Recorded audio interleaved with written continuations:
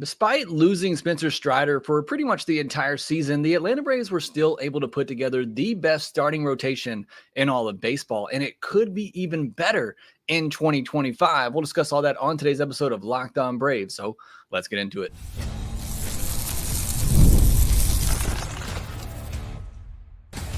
You are Locked On Braves, your daily Atlanta Braves podcast, part of the Locked On Podcast Network, your team every day. Hey, and welcome back to Locked On Braves, part of Locked On Sports Atlanta, where we cover your favorite Atlanta sports teams each and every day. I'm your host, Jake Mastriani. You can follow me on social media at ShortstopBall. Check out the podcast there at LockedOn_Braves. Subscribe to us on YouTube. If you're new, hit that thumbs up button and leave me a comment down below, as it does help out the show a ton whenever you do those things. Make sure if you're listening on the audio version as well, you can leave me a 5-star review on Apple, Spotify, or wherever you get your podcast. Today's episode, it's going to be our last recap of 2024 and preview of 2025, looking at different players, position players. Now today we're going to focus on the starting rotation, one that surprised a lot of us in 2024 and is the main reason that the Braves were able to win 89 games and get to a postseason spot. And I think they're in really good shape for 2025 as well. We'll get into that conversation on today's podcast, which is brought to you by Gametime. Download the Gametime app, create an account, use code LOCKEDONMLB for $20 off your first purchase. If you would have told me at the beginning of 2024 that the Braves would basically get nothing from Spencer Strider, and yet they would have the best starting rotation in baseball, and they would have the potential, likely, NL Cy Young winner, I probably would have thought you were crazy, or I would have thought that Max Fried just had a crazy contract year. And look, I was excited about Chris Sale. I was one of the people talking him up when the move was made, saying that his metrics showed that he could still be a really good pitcher. I don't think anybody could have expected what you got out of him or Reynaldo Lopez. While I'll pat myself on the back for saying that I still think Chris Sale is good, I will take the L in saying that I thought Reynaldo Lopez would be back in the bullpen by the middle of the year, if not sooner.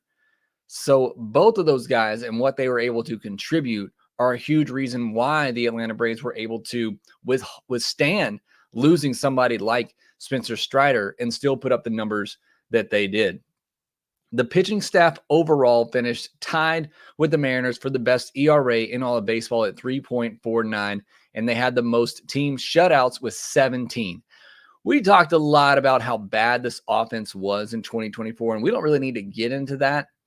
It helps when your pitching staff is capable of going out there and throwing a shutout in 17 games, because it at least gave that offense a chance to win. And I didn't go back and look, but I would almost be willing to wager that a lot of those games, even in the shutouts, were 1-0, 2-0, 3-0 wins. I mean, you watched this season along with me. If the other team scored more than 3 runs, the game was basically over. So the fact that they were able to win 89 games, and that was the cutoff, that if the other team scored more than 3 runs, you basically lost, says a lot about this pitching staff. Now, looking at the rotation ranks, they were 3rd overall in ERA at 3.58, but 1st in the National League.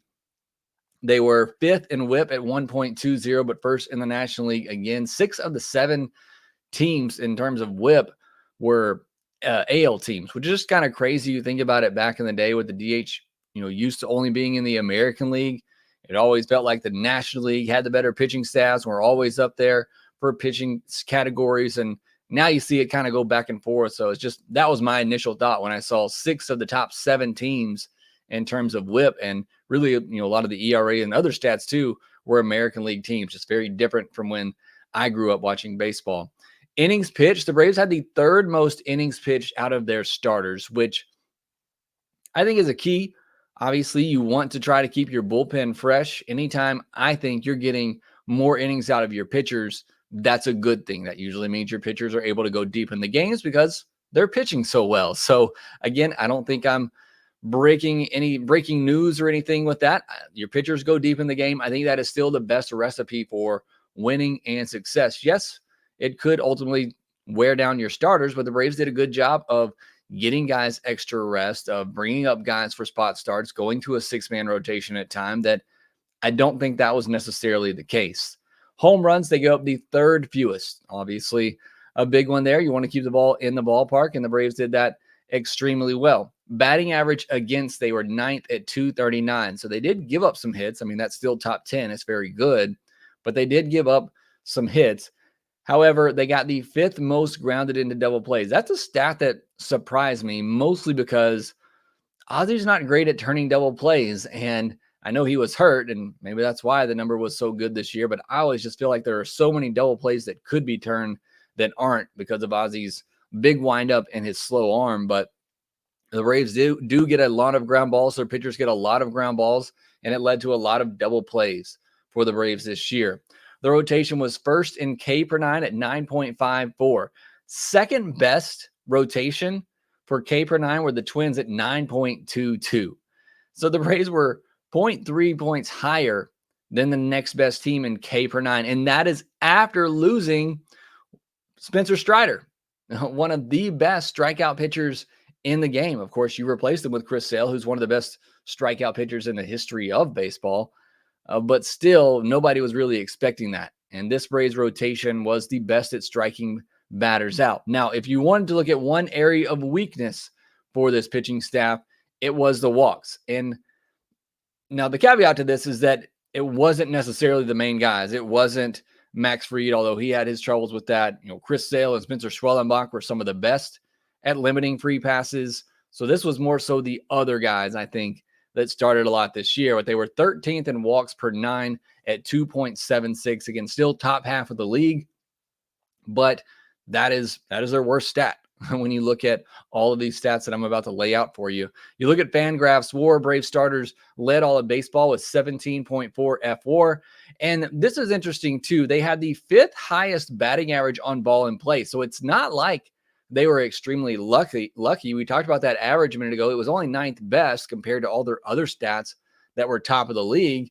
And that's partly because they didn't have a lot of luck when the ball was put into play. And look, there weren't a lot of balls put in play because they were striking out everybody. But a 303 batting average on balls in play is pretty high. Again, it was the 5th highest in all of baseball. And just continuing along those lines, you look at some of the other advanced metrics. The rotation was first in FIP, first in XFIP, and first in Sierra. So yeah, they were just good. There wasn't really anything fluky about it. And like I said, there wasn't a lot of luck involved. If anything, they got some bad luck on balls in play. Left on base percentage, a pretty key one. Again, you want to make sure you're leaving runners on base. 6th in that at 74.7%. So they did a good job of stranding runners. Ground ball percentage, they had the 3rd highest mark at 47%. It's a big reason why they were able to keep the ball in the yard and limit those home runs. Hard hit percentage, they were 6th at 37.4%.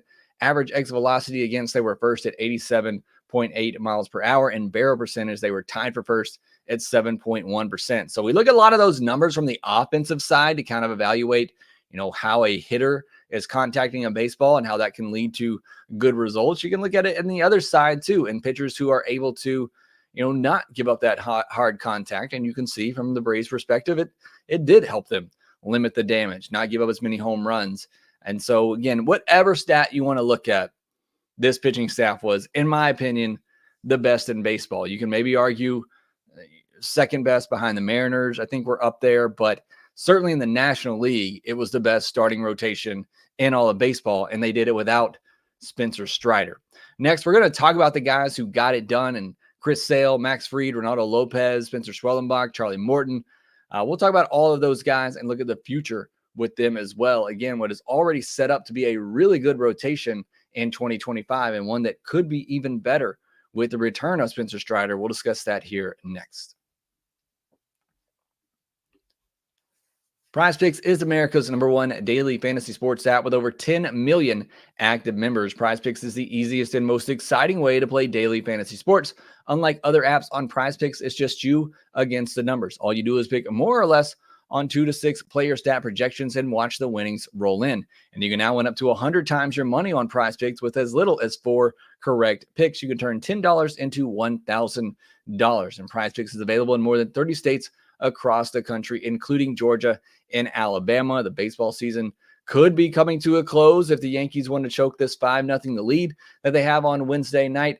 And that could mean that you're going to have to watch something else. And they have that for you, whether it's NBA, college football, NFL, See all that on there. Again, look at a certain player, stat projection, touchdowns, receptions, all of that, and pick more or less. It's that simple. So download the PrizePicks app today. Use code LOCKEDONMLB and get $50 instantly when you play $5. That's code LOCKEDONMLB on PrizePicks to get $50 instantly when you play $5. You don't even need to win to receive the $50 bonus. It's guaranteed. PrizePicks, run your game.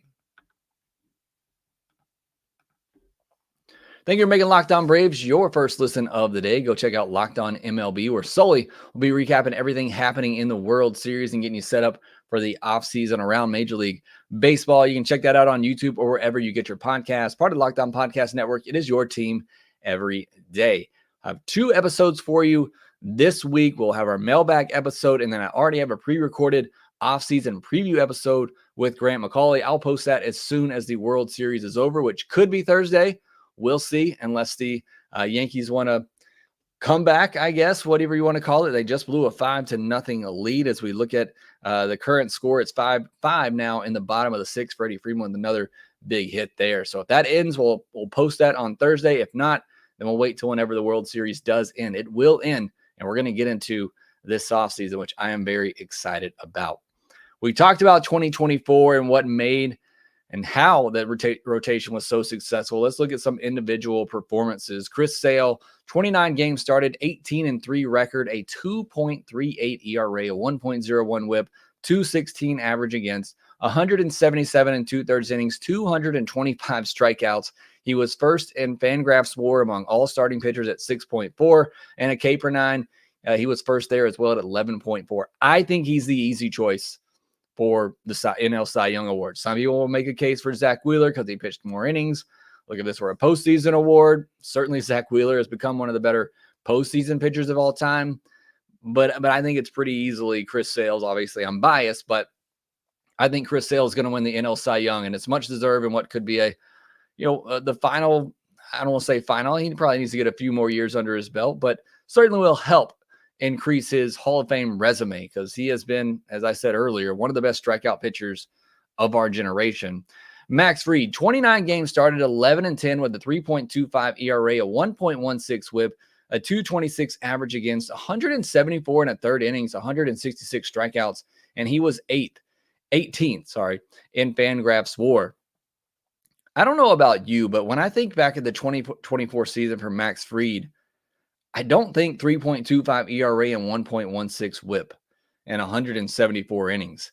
But it just felt like that kind of year for Max Fried. He got off to the rough start, then he got on track, then he had the hiccup in the All-Star game, and then he had a couple of rough starts coming off of that, and then he was good again, and then he was bad in the postseason. But overall, Max Fried was Max Fried once again, and he's going to get paid a lot of money here pretty soon, but not by the Braves. Reynaldo Lopez, 26 games, 25 games started, an 8-5 record, a 1.99 ERA, a 1.11 whip, 220 average against, and 148 strikeouts and 135 2/3 innings. In your wildest dreams, Reynaldo Lopez wasn't putting up the numbers that he put up. Don't know if it's sustainable. Don't know what it looks like when he gets a full workload of 175 innings, but certainly he proved that he belongs in a big league rotation. So cannot wait to see what he does next year. And he was unbelievable for the Braves this season. Charlie Morton, 30 games started. He made the most starts of any Braves starting pitcher this year. 8-10 record, a 4.19 ERA, a 1.32 whip, a 251 average against, 165 1/3 innings, and 167 strikeouts. He pitched like a 4th or 5th starter, and that's what's going to upset a lot of people. And look, he was the Braves' 4th or 5th starter this year. We're going to talk about Schwellenbach in a moment. I mean, he was certainly better than Charlie Morton. And I think if it weren't for the $20 million price tag, many people will be okay with that line from Charlie Morton if you just viewed him as a 4th or 5th starter. But I think people get hung up on that price tag and view him as somebody that should be a number 3 or a number 2. And he still can pitch like that at times. But clearly, it's not Charlie Morton anymore. He shouldn't be getting paid that kind of money, and he shouldn't be viewed as a top-of-the-rotation starter. I think Charlie Morton's done. We'll obviously see. That hasn't been made official. But again, I think for where he ultimately slotted in this rotation, I think what he gave you was fine. He gave you 165 innings. He kept you in some ball games. He won you some ball games. But overall, if Charlie Morton does retire, I'm not necessarily going to miss him. And I think the Braves can use that $20 million to go get somebody better this offseason. Spencer Schwellenbach, 21 games started, 8-7 record, a 3.35 ERA, a 1.04 whip, 226 average against 123 and 2/3 innings and 127 strikeouts, a 1.67 walk per nine. He might actually improve next year just by throwing fewer strikes. And that was one of his issues early on when he came up, is that he was throwing too many strikes. And that led to some of those bad outings that he had when he came up. But it's about throwing more quality pitches in the strike zone, throwing some out of the strike zone as well to get that chase. And again, I thought he got better. Most years, I think he'd be the front runner for the rookie of the year. You just happen to have Jackson Merrill, Paul Skeens, Shoti Managa. You had some really good NL rookies this season, but Schwellenbach was very, very good in his own right. You look at the rest of the pitching staff, you only got 2 starts from Strider. He had a 7 ERA and a 1.67 whip. So you got nothing from Spencer Strider this year. Bryce Elder made the 6th most starts with a 6.52 ERA and 49 and 2/3 innings. Others who made starts for the Braves this year, Grant Holmes made 7 starts, and nobody had that on their bingo card. Ray Kerr, Darius Vines, Hurston Waldrop, and Alan Winans all made 2 starts, and A.J. Smith-Shawver made 1 start. So you had 13 different starters in total. That seems to be about the norm these days. You need 11 to 13 guys to make starts for you throughout a season. And so with that, and with all the injuries to pitchers, you really need to go into a season with 7 guys that you feel really good about, that you feel comfortable taking into a postseason series. And that's hard to do. Not many teams can, but I think the Braves can. Being healthy at the right time, I think, is key for the Braves starters. It's something the Braves have struggled with 3 years in a row now, is their best starters are getting hurt going into the postseason. And I thought the Braves did everything they could in 2024 to try to keep those guys as healthy and as fresh as they could. It's bad luck. It's bad timing. And I don't know what else you can do. They went to a 6-man rotation at times. They tried to skip guys whenever they could, especially in the first half. But because of the narrow margin that they had just to win games and to get into the postseason, you didn't have that luxury of resting them down the stretch. You needed every start you could get out of Chris Sale. You needed Reynaldo Lopez to hurry back and try to get a start out of him. You needed Max Fried to come back and be ready to go. You needed Spencer Schwellenbach to go well beyond the limit of what you likely would have wanted him to throw this year. And that's just the reality. They had to push some of these guys down the stretch just to get to the postseason. But it's 3 years in a row now that the Braves have had their best starters get injured, banged up going into the postseason. So again, I thought they had a good strategy to try to prevent that as much as they could. It's pitchers, and sometimes it's unpreventable. Now, looking ahead to 2025, I think this rotation could be as good, if not better. I am not worried about Spencer Strider. Some people are worried about Spencer Strider. Perhaps it is a little bit of a slow transition coming back, having, again, barely pitched in 2024. Maybe you only get 150 innings. Maybe you slow play it and you don't bring him back until May, and then you look to get him extra rests, as I think you will a lot of these guys. But let's not forget, this wasn't full-blown Tommy John surgery for Spencer Strider. It was an internal brace surgery. Not great either, but the ligament wasn't completely torn. In fact, they said it looked like it was in good shape. And that's why it's possible that he can come back sooner, that he could be ready for opening day or, again, the first couple of months of the season. Plus, I just trust Spencer Strider. He is one of the smartest people when it comes to pitching, talking about pitching. I think he's going to figure it out, and I think he's going to be fine. It's more so just getting back the physical attributes that he needs in order to be that effective pitcher that he was before. So, again, I'm not worried about Spencer Strider. It may take him a little bit of time, but I think he'll ultimately get there and prove himself to be one of the best pitchers in baseball again. So you add that to a rotation that was just the best rotation, at least in the National League, if not all of baseball, and that's pretty deadly. To have a staff of Strider, Sale, Schwellenbach, Lopez, just to start things out. I mean, those are 4 top of the rotation guys. And I think, you could get a full year of Schwellenbach this season. Look, you had to push him beyond what you wanted to in 2024, but now it sets him up that you can go even beyond that in 2025. We talked about it all year. this kid he's different. You can tell when he's on the mound. I mean, he went up against the best teams in baseball this year, and it did not faze him. It's like he got better in those moments. And you worry about, okay, it's a young guy. He throws a lot of strikes. At times he has swing and miss stuff, but that's not necessarily what he's trying to do up there all the time. And you feel like a team sees him a second time, a third time, that maybe they start to figure him out. The Phillies faced him 3 times, and he dominated them 3 times. The Mets faced him 3 times. He dominated them 3 times. I mean, he dominated pretty much everybody. But again, when it mattered the most, Schwellenbach stepped up, and he seemed like he was ready for that moment. And the guy he was learning on the fly and kept getting better. So again, I'm not going to sit here and say that he's going to repeat exactly those numbers and be a low, 3 ERA, a whip around 1 type of guy. Again, I think it's certainly possible, but I don't worry about him just completely falling off a map.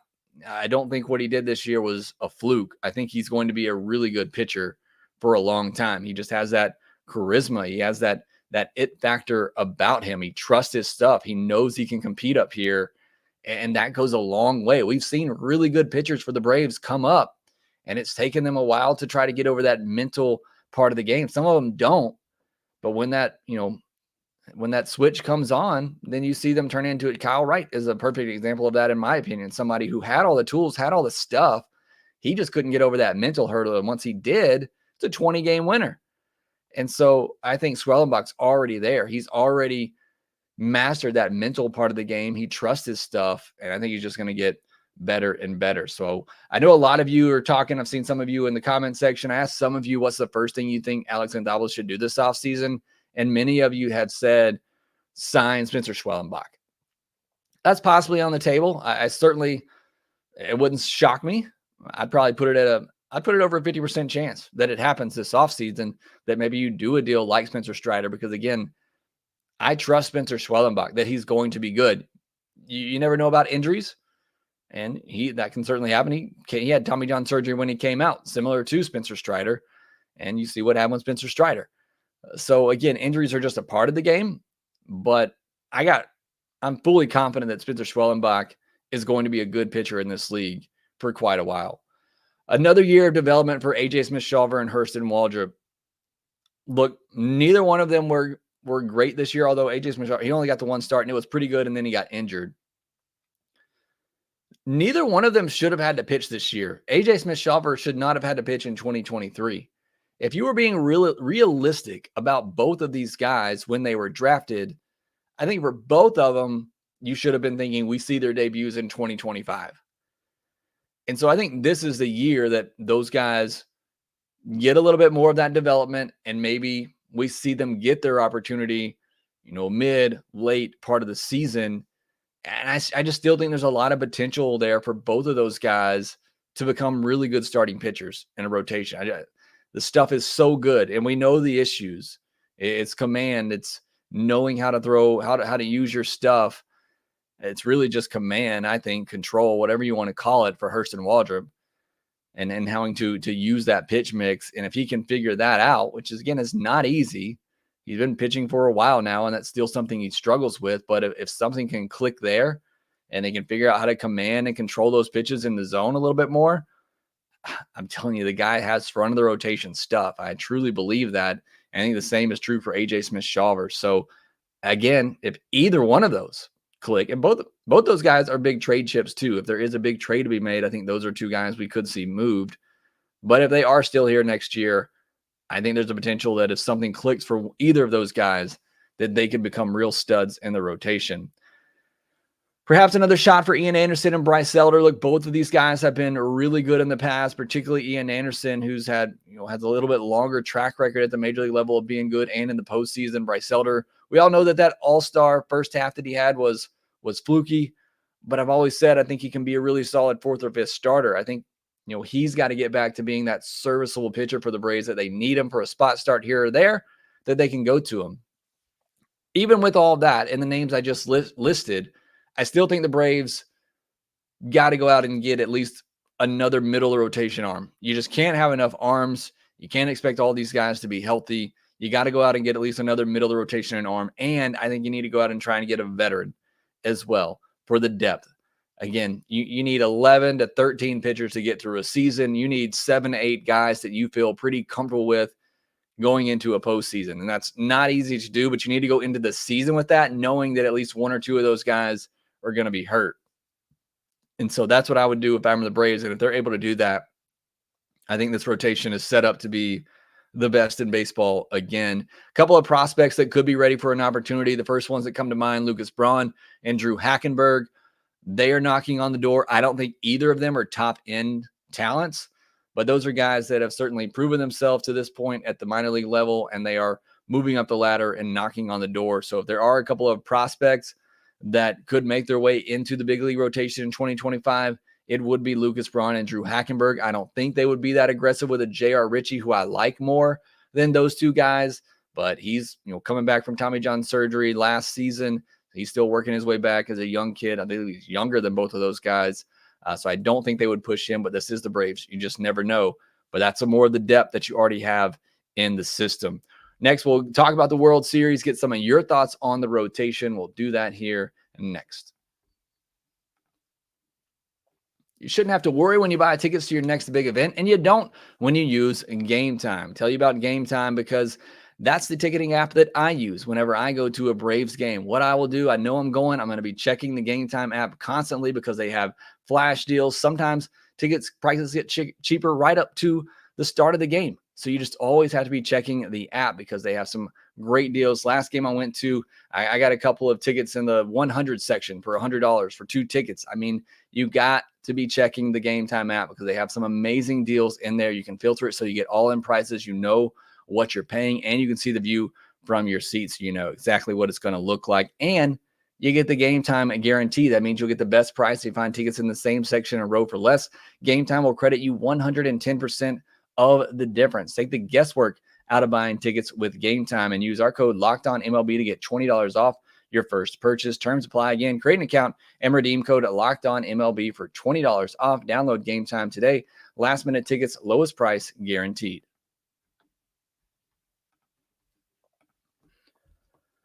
Well, the Braves rotation, I think, is in a much better place than we thought it would be at this point last year. I remember talking last offseason how we needed some answers for the Braves rotation going forward. And I can remember saying that we needed either one of A.J. Smith-Shawver or Hurston Waldrop to step up.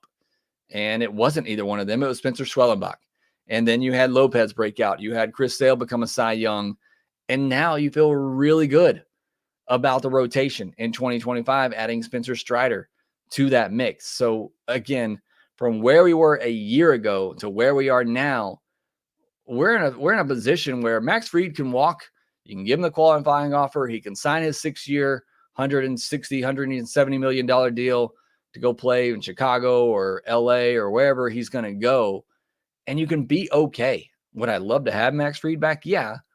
But you can let him walk and you still feel really good about where you are long-term because of some savvy deals that Alex Anthopoulos went out and made. And I know there are some people out there that thinks Alex Anthopoulos isn't a good GM, but look at the position that the rotation is in now compared to where they were last year, not knowing who was going to be behind Spencer Strider in the rotation. And now you have 3 surefire studs along with Spencer Strider in your rotation.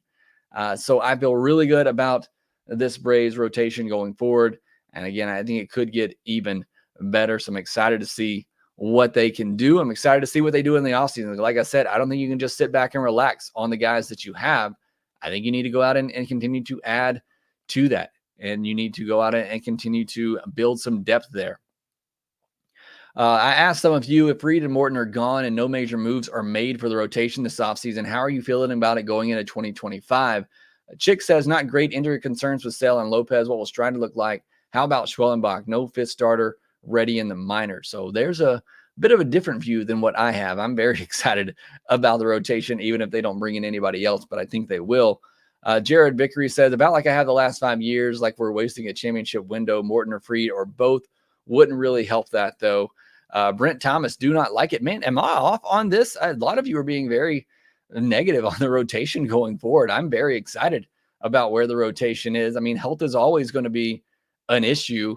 Aegon says not great. The main four are very good, but they need to add a vet to the rotation. And I guess my question that I asked, I said that if they didn't add anybody, I do think they'll add somebody, but I'm surprised that a lot of you on here are so negative about it. Our Theme Life says, I feel pretty good about it, although I think the Braves need to get a mid to back end rotation starter. And I agree with that.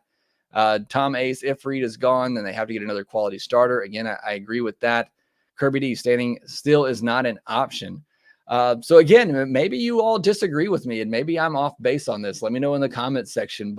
And again, I am assuming that they go out and get a mid-rotation starter and a back-end starter, but the core that you have, I mean, there's just not many teams, and injuries are always going to be a concern. So if that's your worry, that's what every team is worried about.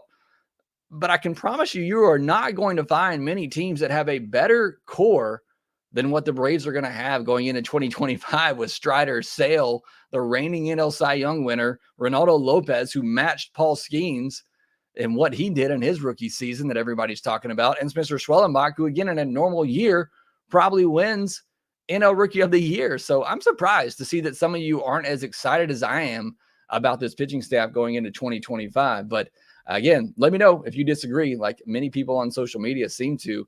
But I think this Braves rotation is in a very good spot going forward. Now, taking one last look at the World Series, the Yankees did take a 6-5 lead in the 6th inning. They go to the 7th inning there. We'll see if the Dodgers can finish them off or if they go back to do it in LA. But either way, the offseason is coming, and I cannot wait to get in all of this discussion. That'll do it for this episode of Locked On Braves. Thanks so much for joining me here. Monty 2K, Protect PR, Josh Daniels, David Agnesia, Brian Harry, Matt Harris, Mass Boost, Joe Me, Doug Abel as well. Thank you all for joining me here live. I do appreciate you and supporting Doc's Cards. See you in there as well. Thank you all for joining the live show. Make sure you subscribe. If you have not already, please hit that thumbs up button. Leave me a comment down below. Let's continue the conversation there. Thanks for making Locked On Braves your first listen of the day. Go check out Locked On MLB for your second listen. Make sure that you rate, review, and subscribe to the Locked On Braves podcast wherever you get your podcast, and we will talk to you next time.